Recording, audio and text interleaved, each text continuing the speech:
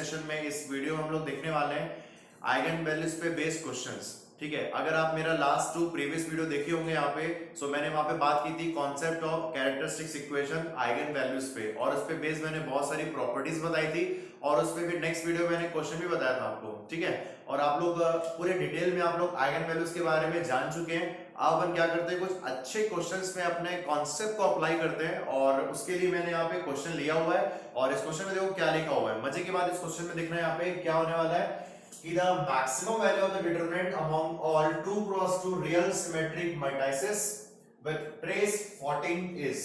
ये ऑप्शन है मेरे पास, यहाँ पे गिवन नहीं है, इस बार ऑप्शन गिवन नहीं है, और आपको fill in the blank question है। और अगर मैं आपको ये बता दूं, ये क्वेश्चन गेट में आया हुआ क्वेश्चन है ना, यहाँ पे आप लेके नोट कर ले, यहाँ पे गेट 2014 में आया था इलेक्ट्रॉनिक्स में। ठीक है, सभी इसको नोट कर लेंगे इस क्वेश्चन को, और इस क्वेश्चन का अपन डिस्कशन स्टार्ट करते हैं। और before starting the discussion of this question, आप क्या करोगे, पहले आप इस क्वेश्चन को सॉल्व करने का ट्राई करो, क्या ये क्वेश्चन आपसे बन पा रहा है क्या। ठीक है, सो इस वीडियो का ये फर्स्ट क्वेश्चन है, अगर ये इसका सॉल्यूशन आपसे बन गया, इसका आंसर आ गया और आपसे ये मैच कर गया, तो आपको मजा आएगा। आइगन वैल्यूज आपको सब कुछ क्लियर हो चुकी है, इसका मतलब है। तो चलो इसका डिस्कशन स्टार्ट करते हैं। ओके, तो होप सो आप लोगों ने क्वेश्चन का सॉल्यूशन निकाला होगा। सो मैं डिस्कशन यहाँ पे स्टार्ट कर रहा हूँ। तो क्वेश्चन में लिखा हुआ है कि आपने को फाइंड करना है डिटरमिनेंट की मैक्सिमम वैल्यू। क्या फाइंड करना है, डिटरमिनेंट की मैक्सिमम वैल्यू। और जो डिटरमिनेंट फाइंड करना है वो किस टाइप का मैट्रिक्स है, सिमेट्रिक मैट्रिक्स। अभी मैं इसका डिस्कशन आपके साथ नहीं कर रहा हूं। ठीक है, पहले आप देख लो कि जो मैट्रिक्स है वो उसका ऑर्डर क्या है, यहाँ पे 2 क्रॉस 2 का ऑर्डर है। मतलब कि लेट्स सपोज कोई मैट्रिक्स है, उसका ऑर्डर है 2 क्रॉस 2, तो इसको लिखा मैंने यहाँ पे मैट्रिक्स। चलो ये हो गया मेरे पास ए बी और ये सी डी। ठीक है, इतना आपको समझ में आया होगा। अगर मैं इस मैट्रिक्स को देख रहा हूं तो एक 2 क्रॉस 2 का मैट्रिक्स है, और 2 क्रॉस 2 के मैट्रिक्स से आपको आइगन वैल्यूज कितने निकल के आएंगी, 2 आइगन वैल्यू निकल के आएंगी। और आपको ये भी पता है, मैंने आपको प्रॉपर्टी बताया हुआ है। फर्स्ट प्रॉपर्टी ये है कि अगर अपन किसी भी आइगन वैल्यूज का सम लेते हैं तो ये सम किसके इक्वल होता है, ये होता है ट्रेस ऑफ ए के, और यही ट्रेस तो आपको क्वेश्चन में गिवन है। देखो ट्रेस 14, ये देख लो यहाँ पे, इसका मतलब है यहाँ से आपको दिख रहा है lambda 1 plus lambda 2 is equal to, ये हो गया मेरे पास a plus d is equal to 14। क्या आपको ये चीज समझ में आया क्या? तो ये बात हो गई जो अपने पास क्वेश्चन में गिवन था। अगर मैं यहीं पे सेकंड पार्ट करता हूं, सेकंड पार्ट मेरे पास ये है कि अगर मैं किसी मैट्रिक्स का डिटरमिनेंट फाइंड करता हूं तो मेरे पास मैट्रिक्स होने चाहिए, और अगर मेरे पास आइगन वैल्यूज है तो मैं आइगन वैल्यूज को क्या करता हूं, आइगन वैल्यूज को मैं यहाँ पे प्रोडक्ट लेता हूं। तो ये जो प्रोडक्ट है अपने को इसी की मैक्सिमम वैल्यू फाइंड करनी है। ये देख लो यहाँ पे, ये मैक्सिमम वैल्यू, क्या आपको समझ में आ रहा है, इसी डिटरमिनेंट का। मतलब मेरे पास जो इस क्वेश्चन को सॉल्व करने का मेन एजेंडा ये है कि मुझे लैम्डा 1 लैम्डा 2 का जो प्रोडक्ट है उसकी मैक्सिमम वैल्यू यहाँ पे आपको फाइंड करनी है। क्या आपको समझ में आया इतना? अब यहाँ पे देखो ये जो प्रॉपर्टीज है ना आइगन वैल्यूज की, उसी पे ये बेस क्वेश्चन है। ये दोनों प्रॉपर्टी से क्वेश्चन को अपन सॉल्व करने की कोशिश करते हैं, और इसमें आप देखो कि दोनों आइगन वैल्यू का जो सम है वो है 14, lambda 1 plus lambda 2 is equal to 14, और इसका डिटरमिनेंट आपको मैक्सिमम वैल्यू भी चाहिए। ठीक है, अगर मैं इस इक्वेशन को इक्वेशन नंबर 1 ले लूं यहाँ पे, ये ठीक है, ध्यान रखना आपको क्या कैसे सॉल्व कर रहे हैं इसको आपको मैं 2 तरीके से यहाँ पे बताने वाला हूँ। ठीक है, तो फर्स्ट मेथड मेरे पास ये लिखा हुआ है यहाँ पे, आप लोग क्या करो, यहाँ पे सबसे पहले आपने लिख लो method number 1। Okay, method number 1। सो लैम्डा 1 लैम्डा 2 यहाँ पे हो गया डिटरमिनेंट, और इसकी मैक्सिमम वैल्यू चाहिए। सो मैं लिख रहा हूँ by equation number 1 lambda 1 plus lambda 2 मेरे पास है 14। इससे मैं क्या कर सकता हूँ, lambda 2 equal to 14 minus lambda 1, equation number 2 हो गया मेरे पास यहाँ पे। क्या आपको समझ में आया चीज? अब देखो, आप एक चीज कॉन्सेप्ट याद करो, अपने 12th क्लास में आपने कॉन्सेप्ट आपके लाइफ में पहली बार इंट्रोड्यूस हुआ था, और वो कॉन्सेप्ट ये था कि जब भी अपन किसी फंक्शन का यहाँ पे मैक्सिमम वैल्यू फाइंड करते हैं या मिनिमम वैल्यू फाइंड करते हैं, तो हम लोग करते क्या है, हम लोग उस फंक्शन का डेरिवेटिव लेते हैं और उसको इक्वल टू 0 वहां पे पुट करते हैं। क्या आपको समझ में आ रहा है? जब भी अपन किसी फंक्शन का मैक्सिमम और मिनिमम वैल्यू फाइंड करते हैं तो अपन उस फंक्शन का डेरिवेटिव लेते हैं और उसको 0 पुट करते हैं, तो वहां से आपको वैल्यूज मिलती है, और उसी पे वो मैक्सिमम या फिर मिनिमम होता है। तो ये क्वेश्चन किस पे बेस्ड है, ये क्वेश्चन मैक्सिमम वैल्यू पे बेस्ड है। तो जस्ट मैं आपको वही एक्सप्लेन करने वाला हूं, अब ध्यान देना आप लोग यहाँ पे। ठीक है, अगर मैं इस क्वेश्चन को सॉल्व कर रहा हूं, सो मेरे को किसका मैक्सिमम वैल्यू चाहिए, यहाँ पे मेरे को मैक्सिमम वैल्यू चाहिए इसका लैम्डा 1 लैम्डा 2। सो ये हो गया मेरे पास लैम्डा 1 लैम्डा 2, अगर मैं इसको सॉल्व कर रहा हूं तो ये वैल्यू पुट कर रहा हूं यहाँ पे मैं, देखो ये हो गया लैम्डा 1 लैम्डा 2 की वैल्यू 14 माइनस लैम्डा 1, तो ये हो गया 14 लैम्डा 1 माइनस 14 लैम्डा 1, ये हो गया मेरे पास 14 लैम्डा 1 माइनस लैम्डा 1 स्क्वायर। ठीक है, इतना आपको क्लियर हो गया होगा। अगर मैं किसी फंक्शन का मैक्सिमम वैल्यू निकाल रहा हूं तो एक बात आप मेरे को बताओ, ये डिटरमिनेंट की वैल्यू मैक्सिमम कब होगी? जब लैम्डा 1 लैम्डा 2 का प्रोडक्ट जो है वो मैक्सिमम होगा। क्या आपको समझ में आया क्या? अब एक आप बात बताओ कि लैम्डा 1 लैम्डा 2 की जो प्रोडक्ट है वो मैक्सिमम कब होगी? जब लैम्डा 1 एंड लैम्डा 2 अपने आप में मैक्सिमम होगा। मतलब कि अगर कोई दो वैल्यू का, दो मैक्सिमम वैल्यू का आप प्रोडक्ट लेते हो तो उसका जो प्रोडक्ट होता है वो ऑलवेज क्या होता है? मैक्सिमम होता है ना। सो मैंने यहाँ पे क्या किया कि लैम्डा 1 की मैक्सिमम वैल्यू क्या होगी, लैम्डा 2 की मैक्सिमम वैल्यू क्या होगी, अपन ये निकाल लेते हैं तो वहां से आंसर आपको मिल जाएगा।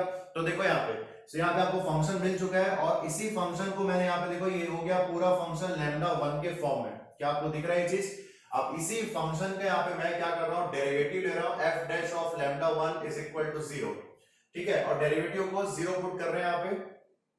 सो यहाँ पे इसका डेरिवेटिव ले तो ये हो गया 14 lambda minus 2 lambda 1 is equal to 0। So lambda 1 की वैल्यू यहाँ पे मिल रही है आपको 7। अगर लैम्डा 1 7 है मेरे पास तो इक्वेशन नंबर 2 से लैम्डा 2 कितना हो गया? 14 माइनस 7। सो लैम्डा 2 की वैल्यू भी मेरे पास यहाँ पे आती हुई दिख रही है 7। तो लैम्डा 1 लैम्डा 2 की वैल्यूज मेरे पास आ चुकी है जिसपे ये फंक्शन मैक्सिमम होने वाला है, क्योंकि यही तो तरीका होता है अपने पास मैक्सिमम वैल्यू फाइंड करने का। अब जैसे ही अपन लैम्डा 1 लैम्डा 2 की वैल्यू यहाँ पे आ चुकी है, बस आपको यहाँ पे पुट कर देना है कि determinant is equal to maximum. कब होगा ये? जब लैम्डा 1 लैम्डा 2 प्रोडक्ट मतलब कि 7 into 7, तो आंसर हो गया मेरे पास 49। क्या आपको ये क्लियर हुआ? क्या चेक करो तो इसका आंसर मेरे पास कितना हो रहा है? 49 इसका आंसर आ रहा है। सो आप देख रहे होंगे यहाँ पे मैंने लैम्डा 1 लैम्डा 2 की वैल्यूज निकाली। कब? जब मैं उस फंक्शन को डेरिवेटिव ले रहा हूं 0 से। अब सर ये डाउट यहाँ पे ये हो सकता है, एक्चुअल में हुआ क्या इस क्वेश्चन में? एक्चुअल में ये हुआ है कि इस पर्टिकुलर क्वेश्चन को मैंने पूरा का पूरा फंक्शन को एक ही वेरिएबल में चेंज किया है। जैसा आप देख रहे होंगे यहाँ पे, अगर मैं डिस्कशन यहाँ पे करूं कि मेरे पास यहाँ पे दो चीजें हैं और वो दोनों पे डिटरमिनेंट का मैक्सिमम होना डिपेंडेंट है। किस किस पे? एक है लैम्डा 1 पे और दूसरा है लैम्डा 2 पे। तो लैम्डा 1 और लैम्डा 2 की वैल्यू जब तक मैक्सिमम नहीं होगी तब तक डिटरमिनेंट मैक्सिमम नहीं होगा। दोनों का जो प्रोडक्ट है वो मैक्सिमम नहीं होगा। सो इसलिए फंक्शन जो है वो दो चीजों पे डिपेंडेंट है। लेकिन मैंने क्या किया है कि इसी फंक्शन का जो दो चीजों पे डिपेंडेंट है उसको मैंने सिंगल बना लिया है और फंक्शन बन गया यहाँ पे लैम्डा 1 का। अब यहाँ पे डाउट ये हो सकता है कि सर आप लैम्डा 1 पे पूरा कन्वर्ट क्यों किए? आप लैम्डा 2 पे भी तो कन्वर्ट कर सकते हो। तो मैं आपको बोलूंगा आप बिल्कुल कर सकते हो, आप इसको पूरा लैम्डा 2 पे कन्वर्ट करो। तो जब आप लैम्डा 2 पे कन्वर्ट करोगे, ठीक है, तो यहां से आपको क्या दिखेगा? जब आप लैम्डा 2 पे कन्वर्ट करोगे तो पूरा फंक्शन लैम्डा 2 के फॉर्म में होगा और उसके बाद आपको ये फंक्शन किस पे डिपेंडेंट है? लैम्डा 2 पे। ठीक है, और जब लैम्डा 2 के रिस्पेक्ट में आप इसको डेरिवेटिव लोगे यहाँ पे, मतलब इसका जो डेरिवेटिव हो रहा है वो किसके रिस्पेक्ट में हो रहा है? एक्चुअल में ये एक्चुअल में हो रहा है differentiation of with respect to lambda 1, क्योंकि आपने पूरा फंक्शन यहाँ पे लैम्डा 1 के फॉर्म में लिया हुआ है। अगर आप इसको लैम्डा 2 के फॉर्म में लेते हो तो यहाँ पे आप क्या लिख सकते हो? इस फंक्शन को अगर मुझे लिखना है, इस फंक्शन को यहाँ पे, ठीक है, इस फंक्शन को आप क्या लिख सकते हो? लैम्डा 2 के लिए आप लिख सकते हो यहाँ पे लैम्डा 2 और लैम्डा 1 को लिख सकता हूं मैं यहाँ पे ये हो गया मेरे पास lambda 1 plus lambda 2 is equal to 14। Okay, so यहाँ पे आपने लैम्डा 1 की वैल्यू को लिखा है 14 माइनस लैम्डा 1। तो क्या करो आप कि इस बार लैम्डा 1 को रिप्लेस कर दो। आप लिखोगे लैम्डा 1 को 14 माइनस लैम्डा 2 इंटू लैम्डा 2।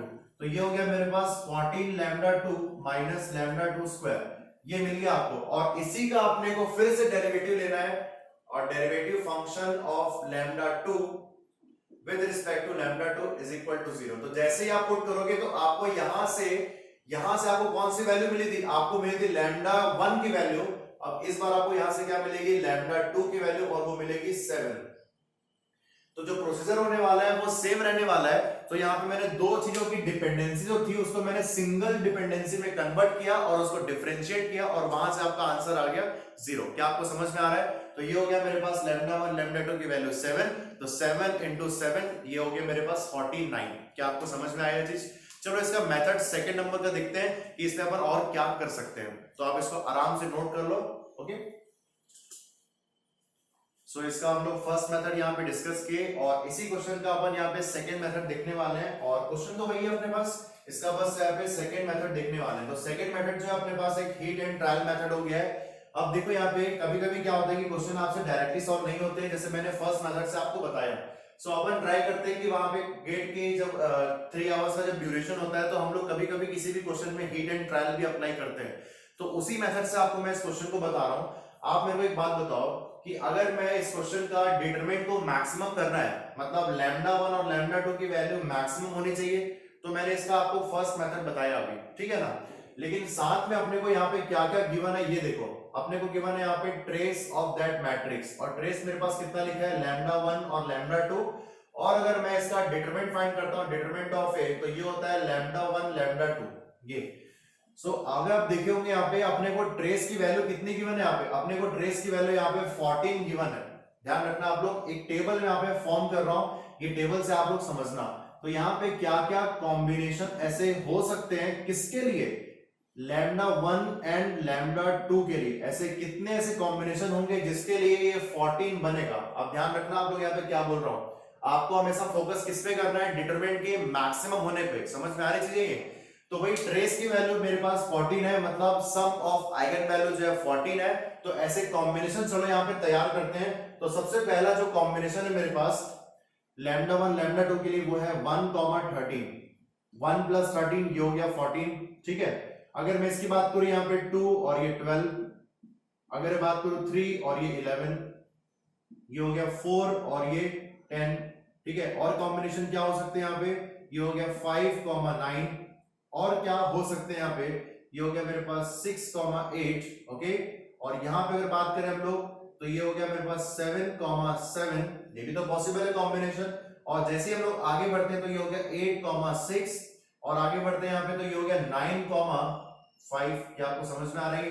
तो आप ध्यान दे रहे होंगे कि यहाँ पे ये जो कॉम्बिनेशंस है वापस से रिपीट होना स्टार्ट हो गया है। कितने कॉम्बिनेशन ऐसे आपको दिख रहे हैं, 1,13, 2,12, 3,11, 4,10, 5,9, 6,8, उसके बाद 7,7 के बाद से देखो 8,6, 9,5, ये तो कॉम्बिनेशन मैंने ऑलरेडी यहाँ पे लिख लिया है ना। अगर इसको मैं सॉल्व कर रहा हूं आगे तो हर एक कंडीशन पे आपको इसका जो ट्रेस दिख रहा है वो 14 मिल रहा है। हर एक कंडीशन पे आपको ट्रेस जो है वो 14 मिल रहा है यहाँ पे, ये देख लो 14 हर एक कंडीशन पे, ठीक है। इसको आप आगे बढ़ा सकते हो, आपको 14 मिलेगा। अगर मैं इसी लैम्डा 1 लैम्डा 2 का यहाँ पे प्रोडक्ट लेता हूं यहाँ पे, सो प्रोडक्ट देखो क्या होने वाला है 1 × 13। सो यहाँ पे देखो कितना होने वाला है 1 × 13, ये हो जाएगा मेरे पास 13, 2 × 12 ये हो जाएगा 24, 3 × 11 33, तो बढ़िया हो गया। 4 × 10 ये हो गया 40, 5 × 9 कितना हो गया मेरे पास 5 × 9 यहाँ पे हो गया 45, 8 × 6 मेरे पास हो गया 48, और अगर मैं बात करूं 7 × 7 का तो मेरे पास ये हो गया 49, और 8 × 6 अगर आगे बढ़ते हैं हम लोग वापस से तो 48, 9 × 5 45। तो आपको दिख रहा है जो प्रोडक्ट है वापस से रिपीट हो रहा है क्योंकि कॉम्बिनेशंस भी आपस में रिपीट हो रहे हैं। अब एक बात ध्यान दो यहाँ पे, अब मैक्सिमम वैल्यू की बात होती है आइगन वैल्यूज का डिटरमिनेंट के लिए। सो मैं आप खुद बताओ मैक्सिमम वैल्यू ऑफ डिटरमिनेंट यहाँ पे कौन सा पॉसिबल होते दिख रहा है। तो आप इसका आंसर जल्दी से ये दोगे कि सर यहाँ पे तो 49 ही दिख रहा है, तो आंसर हो गया मेरे पास ये 49। तो ये भी एक मेथड आप हीट एंड ट्रायल अप्लाई कर सकते हो उस पर्टिकुलर क्वेश्चन पे, और मैंने आपको दोनों मेथड से बता दिया है, जो आपको अच्छा लगे आप कर लो। लेकिन मैं आपको यही कहूंगा कि आपको फर्स्ट मेथड जो है वो अच्छे फॉर्म में आना चाहिए क्योंकि वो कन्वेंशनल मेथड है। हमेशा आप कोई भी ट्रिक अप्लाई करते हो तो हमेशा अपने को कन्वेंशनल मेथड को भूलना नहीं चाहिए। ये ज्यादा इंपॉर्टेंट होता है किसी भी मैट्रिक्स के क्वेश्चन के लिए, कोई भी टॉपिक क्वेश्चन के लिए। क्या आपको समझ में आ रहा है? तो यहाँ पे देखो 49 जो है आपका आंसर आ गया है। अब आपके मन में ये सर डाउट होगा कि सर एक बात बताइए आप लोग कि लैम्डा 1 और लैम्डा 2 की वैल्यू आप ऑलवेज पॉजिटिव लियो, है ना, आप सर नेगेटिव क्यों नहीं लियो? एक बात बताओ, आपके पास नेगेटिव भी तो हो सकती है यहाँ पे, है ना, ये भी तो हो सकता है नेगेटिव। अगर आपने एक पॉजिटिव और एक नेगेटिव लिया, ध्यान रखना आप लोग, एक नेगेटिव लिया और एक पॉजिटिव लिया, सो उस केस में क्या होगा, आपका जो डिटरमिनेंट आएगा वो हमेशा नेगेटिव आंसर देगा। क्या आपको समझ में आ रहा है? और नेगेटिव आंसर जो है इन सभी में हमेशा लेस होगा क्योंकि नेगेटिव वैल्यू जो होती है वो पॉजिटिव वैल्यू से ऑलवेज लेस होती है। क्या आपको समझ में आया क्या? अगर आपने दोनों को, अगर आपने यहाँ पे दोनों को नेगेटिव ले लिया, ये दोनों को नेगेटिव, ध्यान देना आप लोग, मजे की बात यहाँ पे समझ में ना आप लोग, यहाँ पे कि -1 -13 ये कॉम्बिनेशन आपने लिया तो कितना हो जाएगा, -14 हो जाएगा। मतलब क्या है, यहाँ पे ये कॉम्बिनेशन नहीं बन रहा है। क्या आपको समझ में आया क्या? तो आपके पास रेस्ट्रिक्शन ये है कि आपका ट्रेस जो होना चाहिए मैट्रिक्स का वो 14 होना चाहिए। और 14 आप कैसे भी बना सकते हो, नेगेटिव वैल्यू लेके बना सकते हो, पॉजिटिव वैल्यू लेके बना सकते हो, कोई दिक्कत नहीं है। तो मैंने आपको पूरी पॉजिटिव वैल्यूज के साथ बताई यहाँ पे, ठीक। लेकिन उसमें आपका ये डाउट आया होगा कि बस आपने ये सोचा होगा कि सर यहाँ पे आपने λ1 λ2 की वैल्यू नेगेटिव क्यों नहीं लिया। तो मैं आपको उसी के लिए भी एक्सप्लेन कर दूं कि अगर आप एक नेगेटिव लेते हो और एक पॉजिटिव लेते हो तो एक पॉजिटिव और एक नेगेटिव नंबर का जो प्रोडक्ट है दैट इज द डिटरमिनेंट, वो क्या मिलेगा आपको, नेगेटिव में मिलेगा। और negative value is always less than the positive values. क्या आपको समझ में आ रहा है? तो उस केस में अपने को डिटरमिनेंट जो है वो मैक्सिमम नहीं मिल पाएगा। सर आप ये भी तो कर सकते हो कि आप दोनों नंबर को नेगेटिव ले लो। अरे आप दोनों नंबर को नेगेटिव लोगे ना तो इसका जो ट्रेस है अपने पास वो कभी भी, इसका जो ट्रेस है अपने पास कभी भी पॉजिटिव में नहीं आएगा, वो ऑलवेज नेगेटिव में आएगा। भले वो -14 क्यों ना हो, -14 क्यों ना हो, लेकिन अपने को -14 चाहिए क्या ट्रेस? नहीं चाहिए। क्या आपको समझ में आया कॉन्सेप्ट? तो इसको आप लोग नोट कर लो बढ़िया सा, आपको अच्छा लगा होगा मेथड 2। अपन फिर नेक्स्ट क्वेश्चन की डिस्कशन स्टार्ट करेंगे। ओके चलो तो स्टार्ट करते हैं यहाँ पे नेक्स्ट क्वेश्चन, और ये बेस्ड है आइगन वैल्यूज पे, ठीक है। सो यहाँ पे कंटिन्यूटी अपनी मेंटेन है कि अपन आइगन वैल्यूज के क्वेश्चन आप कर रहे हैं, और मैं चाहता हूँ आपको यही बोलूंगा कि आप लोग अच्छे से नोट्स बनाते चलो यहाँ पे आइगन वैल्यूज पे। अगर आप आइगन वैल्यूज के सारे मेरे वीडियोस देख लेंगे तो अपकमिंग जो भी गेट के एग्जाम है, चाहे ईएससी का भी एग्जाम हो, उसके आपके नोट्स बहुत ही अच्छे फॉर्म होंगे, और इससे ज्यादा आपको बिल्कुल भी जाने की जरूरत नहीं पड़ेगी, ठीक है। और मैं ऐसे क्वेश्चन भी आपके पास लेके आ रहा हूँ जहां पे आप लोग के जो कॉन्सेप्ट है आइगन वैल्यूज को लेके वो बहुत ही अच्छा हो जाए, ठीक है। आप देखे होंगे मेरे प्रीवियस वीडियो में मैंने कितना है कि एक सिंपल क्वेश्चन से स्टार्ट किया था, और अभी हम लोग अच्छे क्वेश्चन पे वापस डील करना स्टार्ट कर चुके हैं। तो मैंने आपको बोला ही था कि आप बस वेट करो कि वो और भी वीडियोस आए, और उसी में मैंने यहाँ पे इस वीडियो में मैंने एक और क्वेश्चन लिया है। ये बहुत ही अच्छा क्वेश्चन है, ठीक है। अगर मैं इस क्वेश्चन की बात करूं तो ये क्वेश्चन एक गेट पे आया हुआ क्वेश्चन है यहाँ पे, the two eigen values of the matrix, ठीक है, 2 1 1 p। चलो इसका सॉल्यूशन अपन पहले तो नोट करना यहां से स्टार्ट करते हैं। तो आपको एक मैट्रिक्स गिवन है, लेट्स सपोज ये A है, और मैट्रिक्स यहां पे मेरे पास 2 1 1 p, ओके। एक 2 क्रॉस 2 का मेरे पास मैट्रिक्स है, have the ratio of 3:3:1, okay, for p is equal to 2। ये अपने पास क्वेश्चन में गिवन है। सो क्वेश्चन में लिखा हुआ है कि for p is equal to 2, let's suppose इसके दो आइगन वैल्यूज हैं λ1 एंड λ2। ये क्या है मेरे पास, दोनों के दोनों आइगन वैल्यूज है, ठीक है। क्या है दोनों मेरे पास यहाँ पे आइगन वैल्यूज, और आइगन वैल्यू का जो रेशियो मेरे पास है λ1/λ2 वो है मेरे पास 3:1। ये आपको समझ में आया होगा। अब अपने को क्या फाइंड करना है कि what is the another value of p for which the eigen values have the same ratio of 3:1। मतलब रेशियो अभी भी सेम होना चाहिए, और आपको p की एक और वैल्यू फाइंड करनी है। ये अपने पास क्वेश्चन है। सो आई थिंक आप लोग क्वेश्चन समझ में आया होगा। सो इस क्वेश्चन का हम लोग डिस्कशन यहाँ पे देख रहे हैं, और इसमें आप देखो कि अगर मैं मैट्रिक्स की बात करता हूं तो अपन प्रॉपर्टीज जानते हैं। क्या क्या प्रॉपर्टीज हम लोग जानते हैं कि भाई λ1 प्लस λ2 होता है मेरे पास ट्रेस ऑफ मैट्रिक्स। ये देखो sum of leading diagonal elements that is 2 plus p होता है सम ऑफ आइगन वैल्यूज। क्या आपको समझ में आया? और यहाँ पे आप देखोगे जो p की वैल्यू मेरे पास है वो है 2। सो λ1 प्लस λ2 इज इक्वल टू ये हो गया मेरे पास 4। क्या आपको ये दिखा गया? तो इसको लिया मैंने इक्वेशन नंबर 1।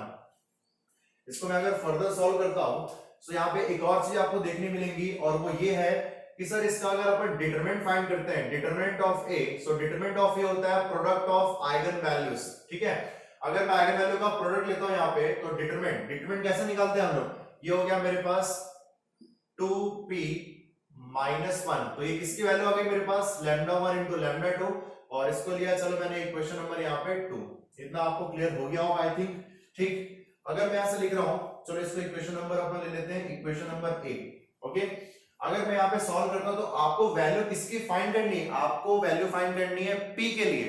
एक p की वैल्यू आपको गिवन है यहाँ पे 2, और दूसरे p की वैल्यू आपको फाइंड करनी है, और उस केस में जो रेशियो है वो 3:1 होना चाहिए। इसका मतलब है कि आपको रेशियो में चेंजेस नहीं करना है, और आपको यहां से थोड़ा सा लॉजिक ये भी लगाना चाहिए कि अपने पास जो यहाँ पे गिवन है ratio lambda 1 by lambda 2 same होना चाहिए, मतलब कंफर्म है कि इस क्वेश्चन के सॉल्यूशन में मोस्ट इंपॉर्टेंट पार्ट ये होने वाला है कि आप लैम्डा 1 बाय लैम्डा 2 का जो रेशियो है वो सेम होने वाला है 3:1, और उसी को हम लोग इस क्वेश्चन में यूज करेंगे प्रेफरेंस फॉर्म में। क्या आपको समझ में आएगा ये चीज?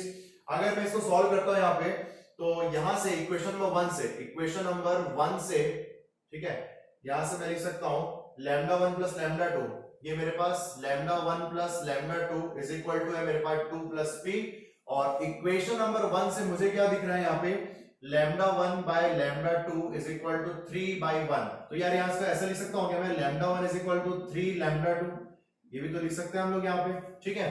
अगर मैं इस वैल्यू को यहाँ पे पुट करता हूँ, लैम्डा 1 की वैल्यू देखो यहाँ मैं पुट कर रहा हूँ, सो लैम्डा 1 की वैल्यू मेरे पास इस वाले पार्ट से, मतलब इक्वेशन नंबर 2 से ये हो गया 3 lambda 2 into lambda 2 is equal to 2p minus 1। तो ये हो गया मेरे पास 3 lambda square is equal to 2p minus 1। ठीक, अभी अपने को पूरा का पूरा जो क्वेश्चन का अटेम्प्ट लेना है, वो क्वेश्चन का अटेम्प्ट किसके लिए होने वाला है, p की वैल्यूज को फाइंड करने के लिए। तो एक काम करते हैं ना अपन, जितने भी अपने पास इक्वेशंस अभी मिल रहे हैं उस पूरे इक्वेशन को अपन p के फॉर्म में चेंज कर देते हैं, तो वहां पे आपको p की इक्वेशंस मिलेंगे और p का अपन सॉल्यूशन वहां से निकाल लेंगे। सिंपल, यहाँ पे समझ में आ रहा है? सो अपन क्या कर रहे हैं यहाँ पे, पूरे इक्वेशन को p के फॉर्म में चेंज कर रहे हैं। ओके, अगर मैं देखूं यहाँ पे, तो इस इक्वेशन से, इस वाले पार्ट से मुझे क्या दिख रहा है, लैम्डा 1 प्लस लैम्डा 2, ये देख लो, तो ये हो गया मेरे पास 3 लैम्डा 1, ठीक है, और ये हो जाएगा लैम्डा 2 के फॉर्म में, और lambda 2 is equal to 2 plus p। Okay, so यहां से हो गया 4 lambda 2 is equal to 2 plus p, so lambda 2 is equal to हो गया 2 प्लस p डिवाइड बाय 4। ये हो गया मेरे पास एक और पार्ट, और मैं अगर इसको सॉल्व करता हूं यहां से, तो यहां से हम लोग लैम्डा 2 की वैल्यू को यहां पुट कर सकते हैं, मतलब 3, ये हो गया 2 plus p divide by 4 whole square, okay, is equal to मेरे पास हो गया 2p माइनस 1। ये यहां तक अपन पहुंच चुके हैं। अगर मैं इसको सॉल्व करता हूं तो यहां पे आपको मिलेगा 3/16, ये हो गया 4 plus 4p plus p square is equal to 2p minus 1। Okay, अब इसको सॉल्व करते हैं आगे, तो ये हो गया 12 प्लस, ये हो गया मेरे पास 12p plus 3p square is equal to 32p minus 16। So यहां तक आई थिंक आप लोग पहुंच गए होंगे। अगर इसको मैं आगे सॉल्व करता हूं तो ये हो गया 3p स्क्वायर और 32 माइनस 32 प्लस 12 कितना हो गया, माइनस 20p। समझ में आ गया आपको ये चीज? ठीक है, और अगर मैं इसको यहां पे लेके आ रहा हूं, मतलब 12 और ये हो गया इधर आके प्लस 16, कितना हो गया मेरे पास, ये प्लस 28 इज इक्वल टू 0। क्या आपको समझ में आया ये चीज? ठीक है, यहां तक आपको क्लियर हो गया होगा। सो आपको दिख रहा है कि पूरा का इक्वेशन जो है, पूरा का पूरा इक्वेशन जो है वो p के फॉर्म में आ चुका है। अब यहां से आपको देरी किसी चीज की नहीं है, आपको p की वैल्यू फट से फाइंड कर लेनी है और वहां से आंसर आपका आ जाएगा। ठीक है, अगर मैं यहां से p की वैल्यू फाइंड करता हूं, क्वाड्रेटिक इक्वेशन आप सॉल्व करोगे तो p की वैल्यू यहां पे आपको मिलेगी, एक मिलेगा 2 और एक मिलेगा 14/3। या आप इसको सॉल्व कर सकते हो क्वाड्रेटिक इक्वेशन को इतना। सो सॉल्व करने पे आपको, या फिर कैल्सी का आप हेल्प ले सकते हो, लेकिन आपको ये मैं यही बोलूंगा कैल्सी का आप लोग हेल्प नहीं लेना, इसको आप लोग सॉल्व करना अपने रफ हैंड से, और आपको मिलेगा 2 और 14/3। सो जैसा आप देख रहे होंगे कि 2 जो था मेरे पास, ये जो 2 यहाँ पे मिला है, ये तो ऑलरेडी गिवन है यार क्वेश्चन में, 2 तो ऑलरेडी गिवन है, मतलब ऑटोमेटिक जब हमने पूरा सॉल्व किया p के इक्वेशन के फॉर्म में, तो आपको जो p गिवन था 2 वो आपको पहले से क्वेश्चन में गिवन है और वही आंसर आ रहा है। तो उसकी एक और वैल्यू क्या आ रही है, और एक और वैल्यू आ रही है मेरे पास 14/3, और वो ऑप्शन में आपके पास यहाँ पे गिवन है। तो यहां से अपना आंसर आता है option D 14/3। So I think आप लोग को ये समझ में आया होगा कि कैसे हम लोग डिटरमिनेंट और ट्रेस को यूज करके पूरे इक्वेशन को p में चेंज किए, और वहां से p की वैल्यू यहाँ पे आ गई 14/3। ओके, सो इसको आप लोग आराम से नोट कर लो। ठीक है, फिर आगे हम लोग बढ़ते हैं क्वेश्चन के लिए। चलो यहाँ पे नेक्स्ट क्वेश्चन देख रहे हैं हम लोग, और नेक्स्ट क्वेश्चन देखो क्या लिखा हुआ है, consider a non singular 2x2 square matrix.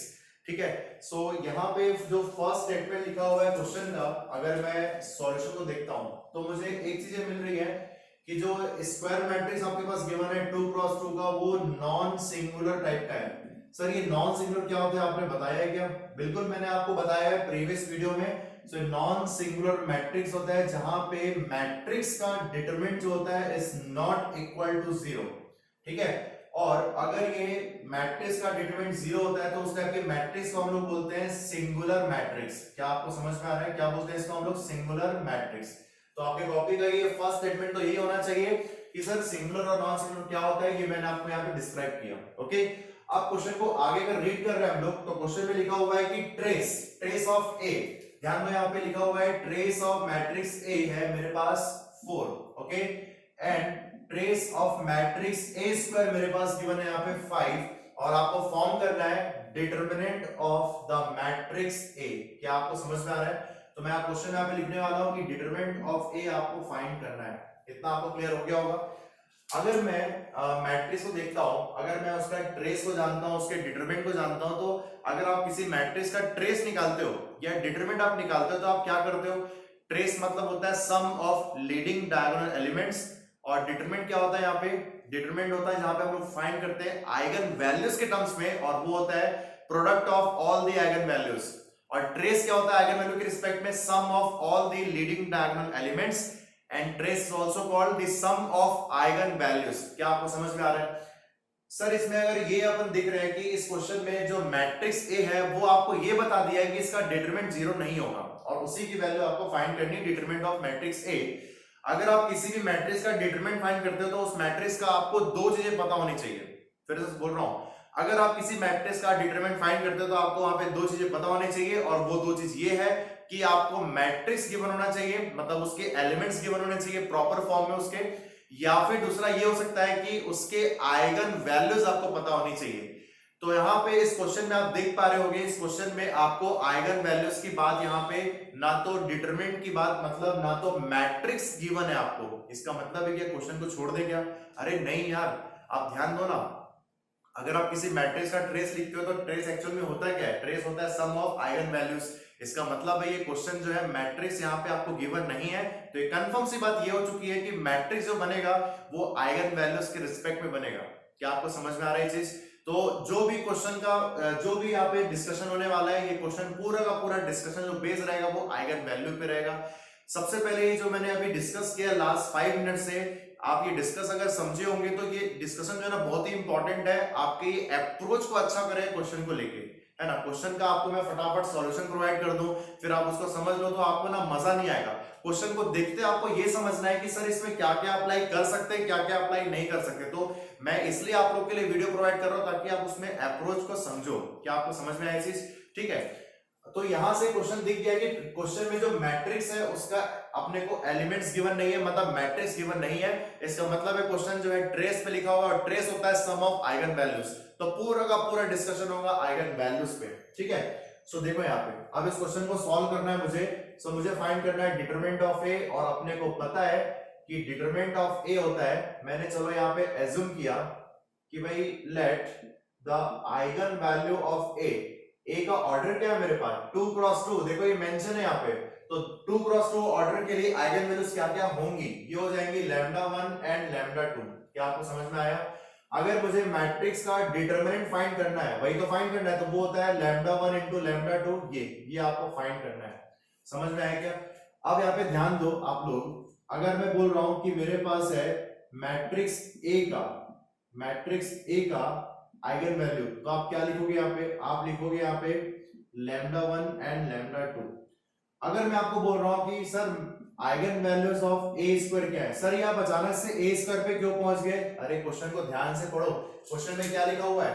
Question में ये लिखा है कि ट्रेस ऑफ ए है जो 4 है, और ट्रेस ऑफ ए स्क्वायर जो 5 है, मतलब ए स्क्वायर की बात हो रही है और हम लोग आइगन वैल्यू पे बात कर रहे हैं। तो आइगन वैल्यू ऑफ ए है मेरे पास λ1 λ2, ओके।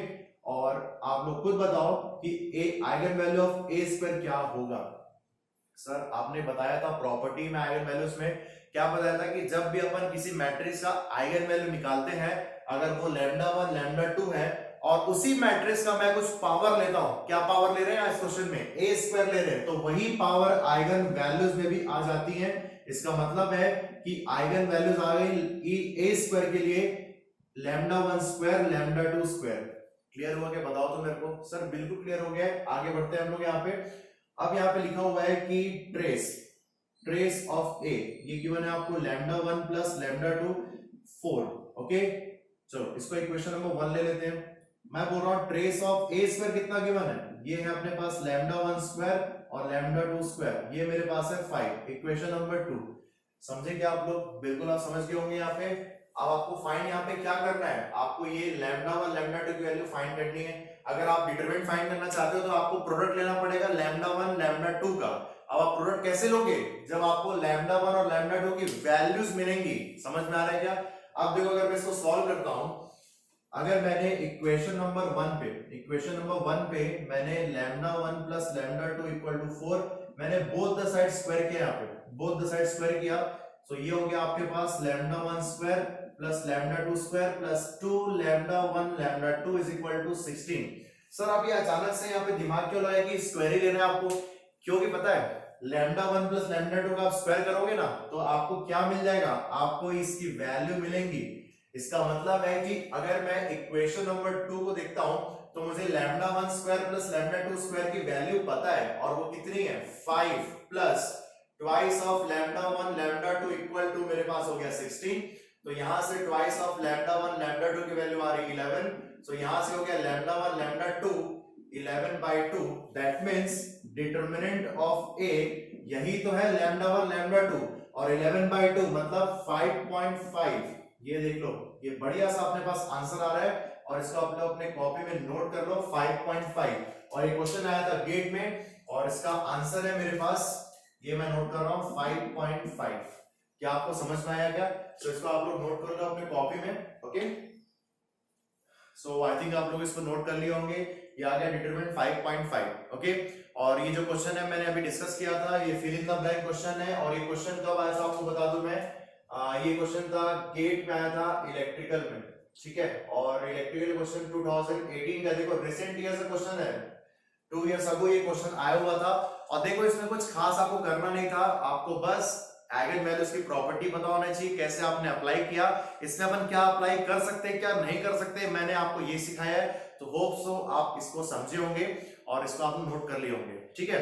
सो अभी अपना क्या है, नेक्स्ट टास्क क्या है कि अपन और भी क्वेश्चंस और भी देखने वाले हैं हम लोग। सो वो नेक्स्ट वीडियो में आप लोग को देखने मिलेगा। तो यहाँ पे अपन इस सेशन को एंड करते हैं, और आप लोग नेक्स्ट वीडियो का वेट करिए, और आपको नेक्स्ट वीडियो में बहुत कुछ जानने को मिलेगा, क्योंकि अपने को आइगन वेक्टर्स, कैले हैमिल्टन थ्योरम, ये सब कुछ अपने को अच्छे फॉर्म में डिस्कस करना है। सो मिलते हैं हम लोग नेक्स्ट वीडियो में। Thank class, thank you very much, bye bye.